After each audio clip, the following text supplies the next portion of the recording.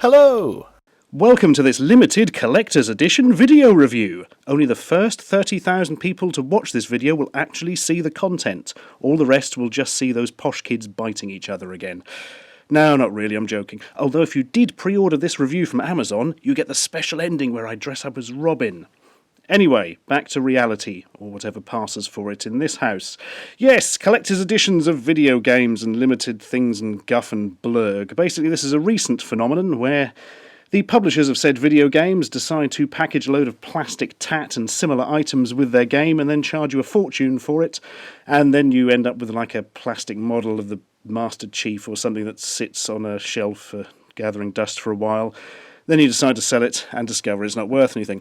Anyway, let's have a look at some of them, shall we? Because there's something I've, actively avoided, to be brutally honest with you, because they're generally quite expensive.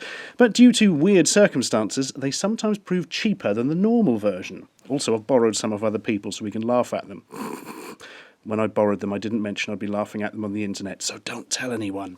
Right. What's first? Well, start with one of my own and something fairly simple. BlazBlue Continuum Shift, limited edition. Why have I got the limited edition? It was much cheaper than the normal one. In fact, I'm not even sure there was a normal one in this country. Possibly there was, I don't know.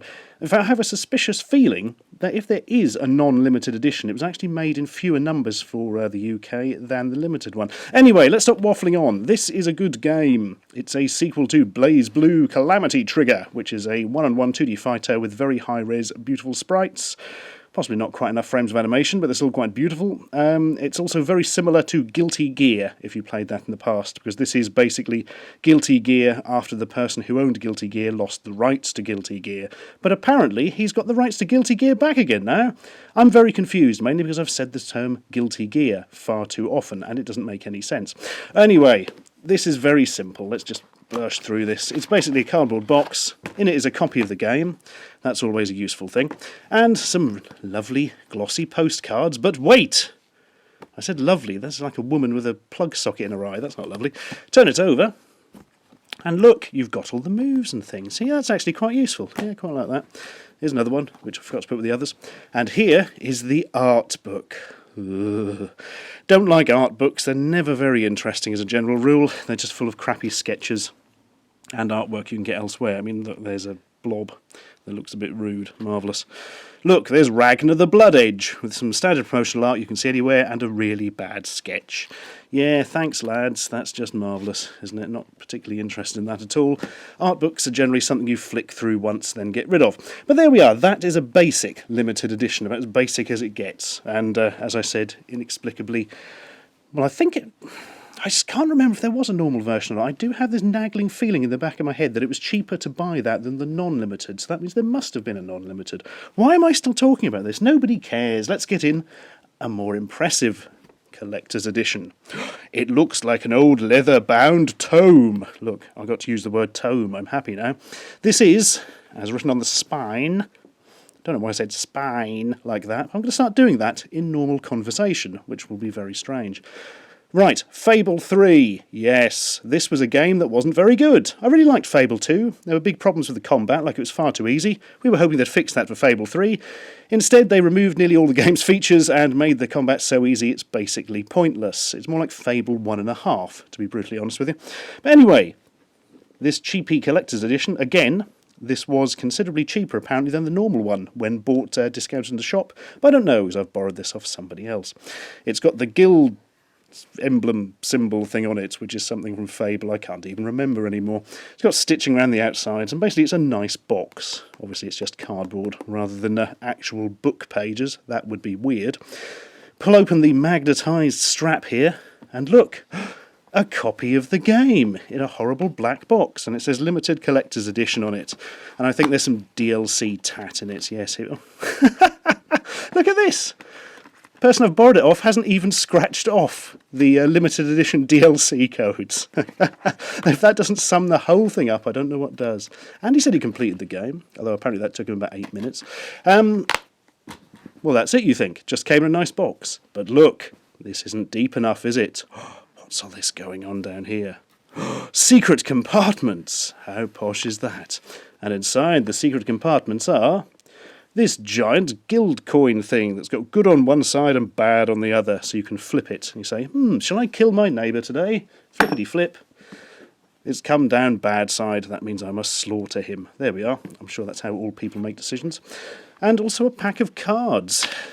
I don't quite know why you would want a pack of cards of Fable 3, but they're very nice. Very high quality. They've got this sort of oldie time look to them.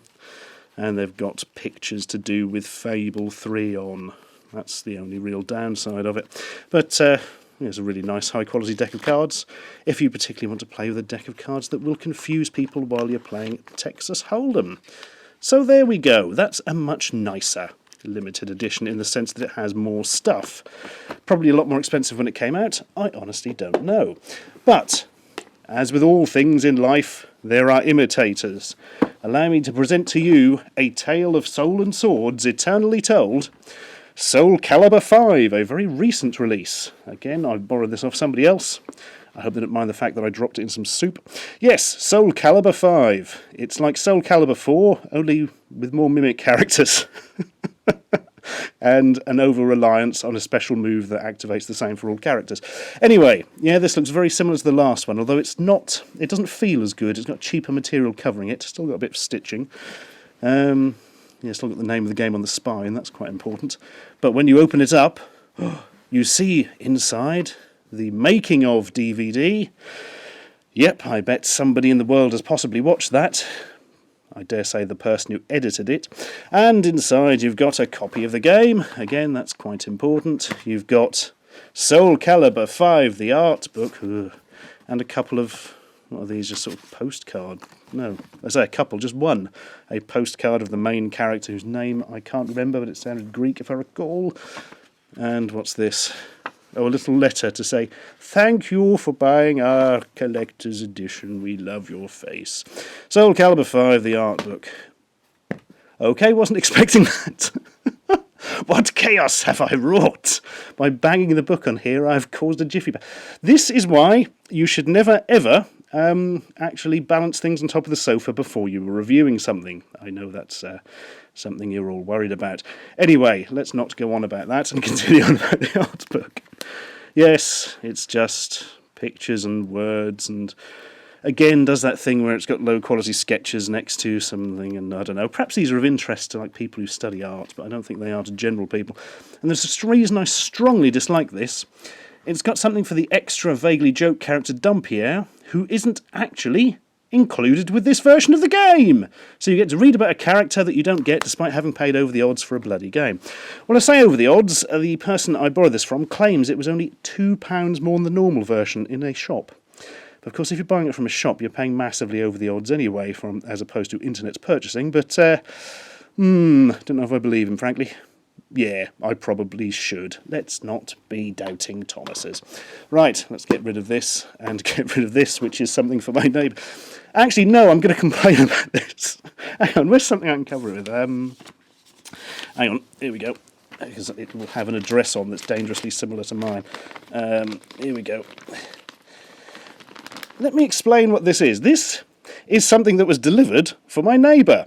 But he's got a comically small letterbox, as in ridiculously thin. You can't get anything through. I mean, there's nothing in this as far as I can tell. There's like one lump floating around. But it had to go to me instead, and I said, yeah, I'll give it to him, not realising he appears to have disappeared off the face of the bloody earth. And he was definitely here before, because I used to hear about 3 a.m. him having parties and apparently playing on a loop the worst hits of 90s dance CD. Wouldn't mind, but he didn't even invite me. So yeah, now he's disappeared, completely gone. I must have knocked on his door. Let me think, he's been here almost 2 weeks. I reckon I've knocked on his door 8, 9 times, and he hasn't come here, and they must have put a card through his letterbox. Presumably that will fit through. So yeah, Tom Bishop, if you are watching this video, please pick your bloody parcel up from Stuart next door. We've never met, but I've seen you from a distance, and you look young and cool, and I dislike you already. Oh well, let's get rid of it before I'm forced to open this on camera and break the law. Ooh. Oh my god, perhaps I should do... Hang on. Yes, a YouTube first, right? A desperate plan to bring in extra viewers. Yeah, I said it. Right, here's the deal. If he hasn't picked this up by next week, which day will it be? I can't think when I'm recording next week's video. If he hasn't picked this up by next Wednesday evening, I will open this on the video that I'm going to release. Next week's has got to come out a day early. It will be on Thursday. So there we are. I will open this on camera next Thursday. It'll be an Ashen Breaking the Law special. Tell all your friends. Tell all your enemies. Tell everybody. Mention it on Twitter. Go on. I shall break the law. A YouTube first or so. How exciting. I've completely forgotten what I'm talking about now. Duh! Jump cut. I do apologise, but I'd completely lost the thread of what I was doing after going off on possibly my most bizarre tangent yet. Anyway, right, Driver San Francisco Collector Pack. Yes, this is one of mine. I think it cost about 25 quid, and the reason I bought it was because it was the cheapest collector's edition thing I could find to show you on camera. And it's for the PS3, and it's a game called Driver, and I can't tell you if the game's any good or not, because I have never played it, and probably never will, as I have no interest in games of that ilk. But look, it's in a nice box, and there's quite obviously some kind of toy car going on, so let us open it. I'm not entirely sure how. I had a quick go earlier and couldn't work it out. Here we are. Right, this bit of cardboard comes first. Then, yeah, there's a bit of translucent plastic. Then this guff, and we're away. Ooh, that's quite nice, I suppose. What is that? Is it a Camaro? I don't know. Whenever I see an American car that's yellow, I always call it a Camaro. Which is odd, because sometimes they're obviously a Volkswagen Beetle. But damn it, I'll never change. Right, it looks like a toy car, but it isn't, actually. The wheels don't move, it's just a statue. Oh, that's disappointing. I can't run it round the sofa and go brum, brum, brum. That's slightly disappointing, really. This is stuck on somehow, presumably removing this. Yeah, with magnets, attached by magnets. That's quite nifty, I suppose. A bit of felt on the top as well for added value. Although, as I think this cost a fortune when it first came out, value is probably not something you would really have gotten from it. Driver San Francisco the game. Just looks like a normal retail copy. It says not to be sold separately. Does it have extra DLC inside? I genuinely don't give a monkey's toss. You do get a map of San Francisco. Oh man, I don't want to unfold this. You can never get maps back together, can you? Oh yeah, I'm not even going to try, actually. Let's just put it over there and forget about it. It's probably a map of the fictional San Francisco from the game. Or is it modelled on real San Francisco? Oh, I don't know. Let's have a look at official comic book. Feels more like the official comic pamphlet. There's not much to that. Oh. That was rather underwhelming, wasn't it? I was expecting at least an art book or something. Wanted to do a little bit of research on this. You're going to love this. I can't stop laughing at the concept. Basically, you know there's a shop called CEX, or Sex, or however they pronounce it, I don't know. It's one of these places where you take in entertainment goods and sell them second-hand, and they sell them from their shop, and, you know, it's not a difficult business model. And if you take Driver for the PS3 in there and sell it to them, they will give you £14. If you take Driver's Collector's Edition, i.e. this whole package in there, they will give you £13. So if you take all this extra stuff in the toy car and chuck them in the bin and just give them the game, they will give you £1 more. Why is this? Is this like a bizarre supply and demand thing that's gone on? Is it that their systems are a bit daffy? Or is it just that they don't want these big boxes cluttering up their shelves when people just aren't buying them? I have genuinely no idea. Ooh. Well, we're on to the big guns now, people. Well, we're on to the big boxes, because the games certainly aren't big guns. Not this one, anyway. When I lean over and give myself a hernia for BANG! Two Worlds from Topware Interactive. Oh, sorry, Two Worlds 2 in the world's biggest box. This is known as the Royal Edition. Yes, it's also very, very unmarked. Mysterious, one might say. Again, this is one I bought myself. It was definitely £25, I think, from Amazon, if I recall. And partially, I was just amazed that it exists. In fact, I'm amazed that a sequel to Two Worlds exists before. If you're not familiar with the game, it's like a sort of action RPG thing that was horribly broken and unfinished, like almost completely unplayably so. It absolutely beggars belief that they managed to get a sequel out to it. The worst thing, though, about Two Worlds, it must be said, is that it was nearly a good game. It kind of had most of the things in place for it, but was so ridiculously technically broken and limited in what was in it that it was absolutely, well, laughable, to be brutally honest with you. So perhaps in this sequel, they've gone the whole hog and actually finished the game up. I don't know. I haven't played it yet and quite possibly never will. But I did get this to show you. Oh my god, it's too big to show on camera. Hang on, let's manoeuvre this back. Right, prepare for a jump cut. I'm going to fiddle with the camera.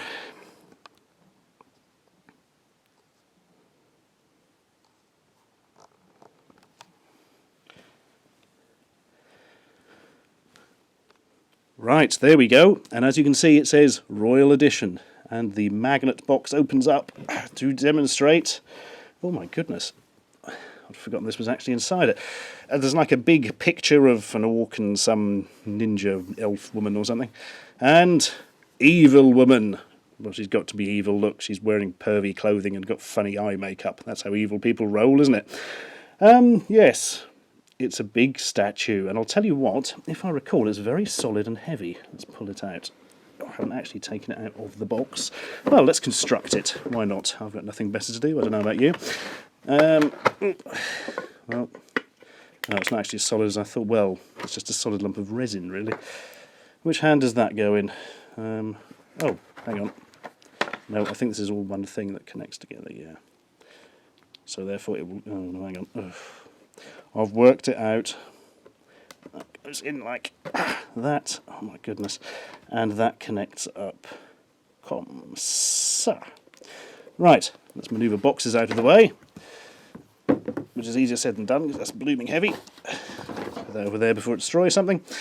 And we've got that. Are you impressed yet? Is it the most magnificent thing you've ever seen? Has it got sharp fingernails that scratch the inside plastic of the box? Yes. The answer to the other questions is probably no. This really isn't that impressive a statue. The paint's a bit iffy, especially around the eyes. And, I don't know, the sculpting's a bit naff, especially around the face as well. She's also got odd proportions, but there we are. She's a woman from a video game, so what do you expect? So, what else do we get? Well, everything else is contained in this jolly side slide thing, a bit like Fable 3. And in it we have, oh my goodness, an art book. I don't know what that is, I'll have a look at that in a minute. Bonus item codes, trading cards, no, playing cards, sorry. They're not inventing their own Pokemon game. And a mouse mat, incredibly. Mouse mats, do you remember those? Everybody used to have a mouse mat, now you never hear of them. Is that because of optical and laser mice? Or does everybody have one but we keep it quiet? A bit like a mad uncle in the attic. Yes, Two Worlds 2, there's Ninja Elf Woman again. Marvellous. It's a mouse mat. Don't get overexcited. Some sort of map. This looks like one you can actually fold up again. Oh, no, it isn't. What is it? Why do maps have to be folded in the most confusing way possible? Yeah, it looks like an in-game map. You probably have one in-game, I would have thought. A copy of the game, which is quite useful. Presumably it's the same as the retail one, I don't know. So if I recall, actually, this game wasn't released in this country full retail. Didn't it just come out through Amazon or so? Oh, I don't know. I don't particularly care. It doesn't look particularly good. Oh, look, some bonus item codes that I should not be holding up to the camera and I will have to blur out. That was silly. A thing. This has got discs in, I think. What's in here? Oh, yes. Bonus DVD. Marvellous. What's on that? No hint. Probably something criminally uninteresting, I would imagine. Oh, we've got the art book. That's the main thing. What's going on here? Some renders of in-game characters, all standing in a very, very plain pose, and some background stuff, and not particularly interested in that, I must say. What are the playing cards like? Can we cheat, Rain Man-like, and beat the casinos with them? Probably not, because they say Two Worlds 2 on the back, and I've got pictures of orcs on. That's a bit of a giveaway when you're in Las Vegas, I hear. These are nowhere near as high quality as the Fable ones. They're much thinner, they don't have the nice texturing on, and they're just overall cheaper. Also, all the renders look a bit crap, which doesn't bode well for the game.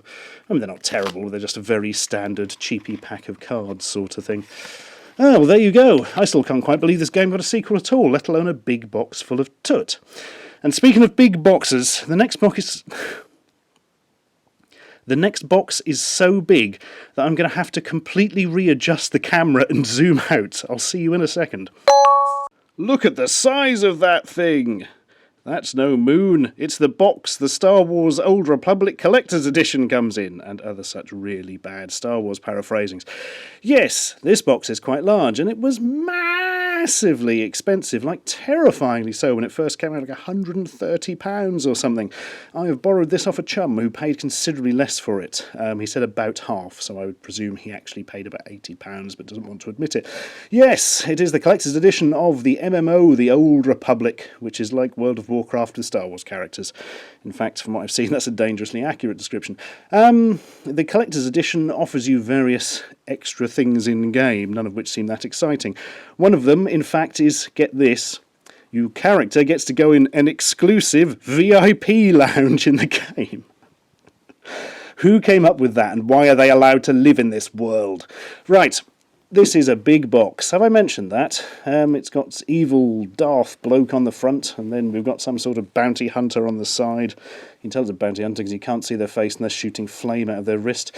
We've got what looks exactly like one of the troopers from the Clone Wars shooting his giant gun, and then a Jedi on this side. Yes, it's a very nice box, and also very gigantically massive. In fact, if you would like to see a normal CD case put next to it, DVD even, DVD case, sorry everyone, put next to it for comparison purposes, there you go. Big box. How did he get that home from the city? Because he hasn't got a car. Bus? No, I'm going to guess taxi. Okay, so what's inside the thing that cost you a liver to buy? The answer is the Journal of Master Nost-Dural, compiled by Jedi Grandmaster Satel Shan. Nost-Dural, Satel Shan. I don't know, they all sound ridiculous Star Wars names these days, aren't they? All ridiculous things like Flimbim Kabwomblum and Nost-Dural and Sifo Diaz and Rick Santorum and other such absolutely ludicrous names that nobody in their right mind would ever believe are real. Right, well, the book's got a nice cover. What's inside? Pictures, talking. Yeah, it's sort of presented as a journal of some Jedi Master from the past. And it looks like it's got notes written on by this Tel Shan person. Compiled by... Oh, I see, yes. So they're not notes, they're actually part of the book. He looks evil and has a crown. He'll be Sith then.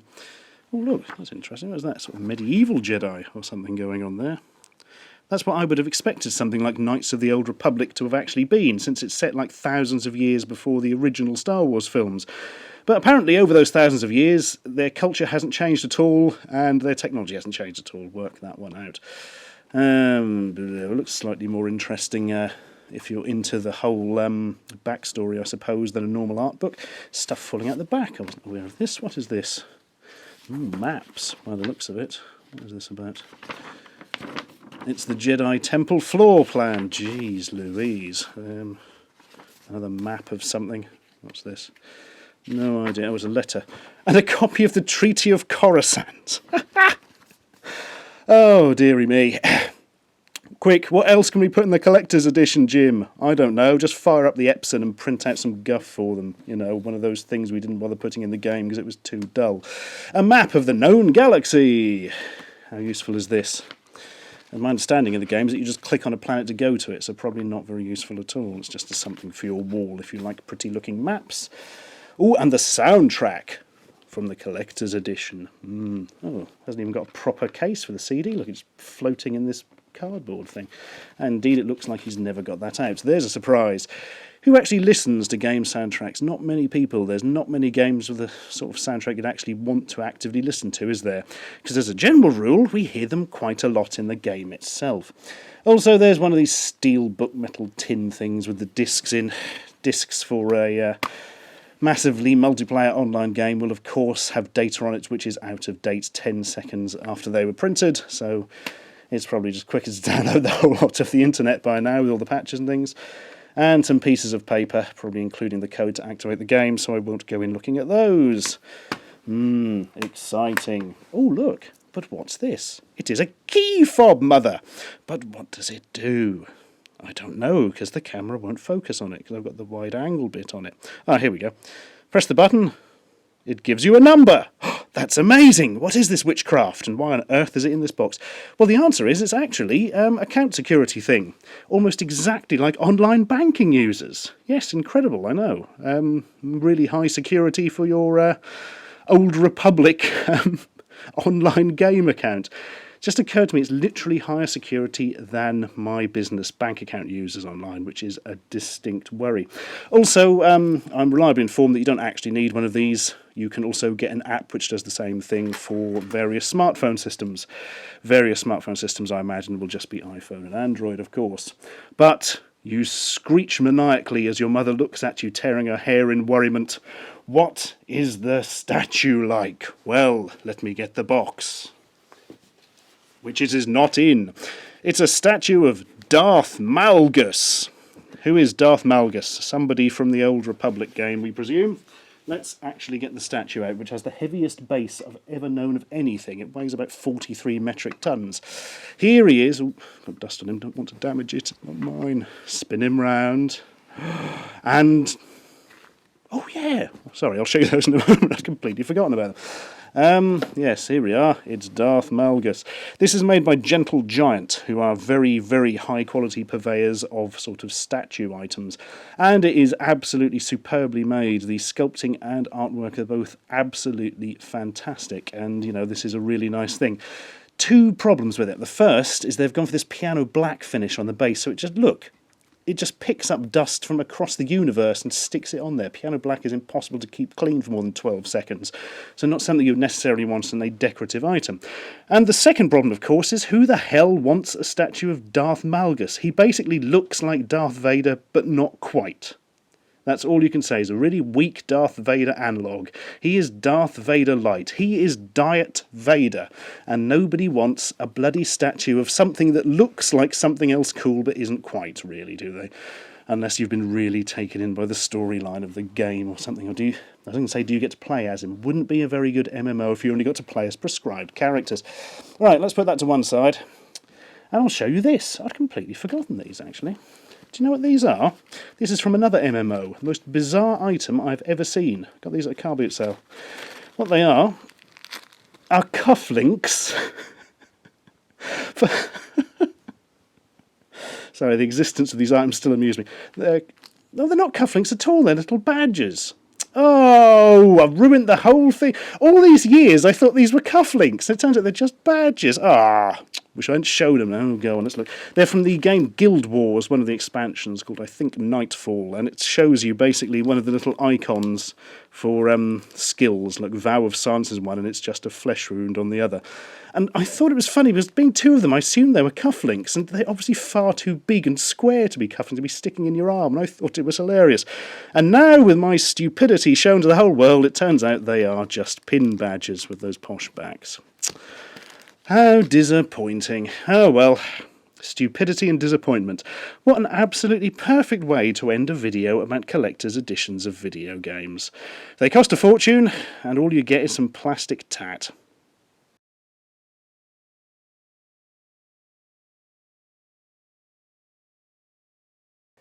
Here is the only item I ever got with a video game that I give the slightest toss about. If you know what this is, hats off to you, sir.